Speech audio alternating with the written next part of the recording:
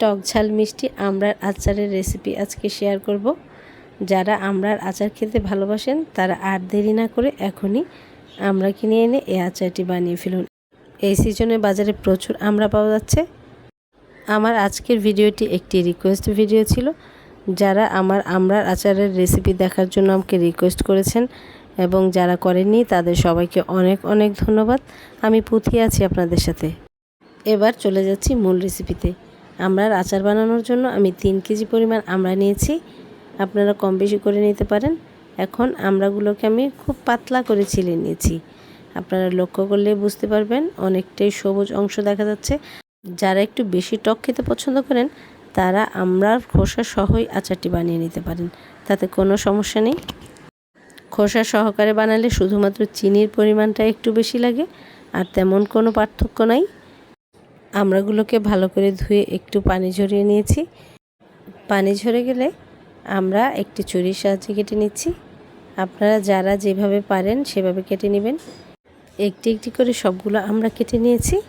যারা ছুরি দিয়ে আমড়া কাটতে অভ্যস্ত তারাই কেবল এভাবে আমড়া কাটবেন, তা না হলে হাত কেটে যেতে পারে।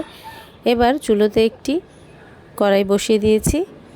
আচার বানানোর জন্য অবশ্যই দস্তার কড়াই ব্যবহার করবেন। এখানে আমি দিয়ে দিয়েছি 1/2 কাপ পরিমাণ পানি, আর দিয়েছি 3 কেজি আমড়ার জন্য 1 কাপ পরিমাণ চিনি। কারণ আমড়াগুলো এমনিতেই মিষ্টি থাকে। তার মধ্যে দিয়ে দিলাম 1 চা চামচ উঁচু করে শুকনো মরিচের গুঁড়ো, 1/2 চা চামচ হলুদ গুঁড়ো, দিলাম থেতো করা কয়েক ফালি রসুন। আপনারা অনেকেই ভাবতে পারেন সব আচারে তেল দেওয়া হয় আর এই আচারে পানি কেন? এটাই হচ্ছে এই রেসিপির বৈশিষ্ট্য। এবার দিয়ে দিলাম 2 চা চামচ উঁচু করে সর্ষে বাটা। এবার মশলাগুলোকে 4-5 মিনিটের মতো একটু কষিয়ে নেব। পরিমাণ মতো লবণ দিয়ে দিলাম। আচারে অবশ্যই লবণের পরিমাণটা ঠিক রাখার চেষ্টা করবেন। লবণ মরিচ চিনি ঠিক থাকলে আচারটা খেতে এমনিতেই ভালো লাগে। এবার দিয়ে দিচ্ছি আগে থেকে তৈরি করে রাখা আমড়াগুলোকে নেড়েচেড়ে দিয়ে একটি ঢাকনা দিয়ে ঢেকে দিতে হবে। আর আরেকটি কথা, এই সময় চুলার হিট অবশ্যই মিডিয়ামে রাখবেন। অন্যান্য আচারের বেলায় যেমন একদম লোতে দিয়ে আচারগুলো বানিয়ে নিই, এই আচারের বেলায় তেমনটি নয়। চুলার হিট মিডিয়ামে দিয়েই আমড়াগুলোকে সিদ্ধ করে নিতে হবে। আমড়াগুলো বেশ কিছুক্ষণ জাল হওয়ার পর চিনির পানি এবং আমড়ার পানি মিলে আমড়ার মধ্যে থেকে বেশ কিছুটা পানি বের হয়েছে।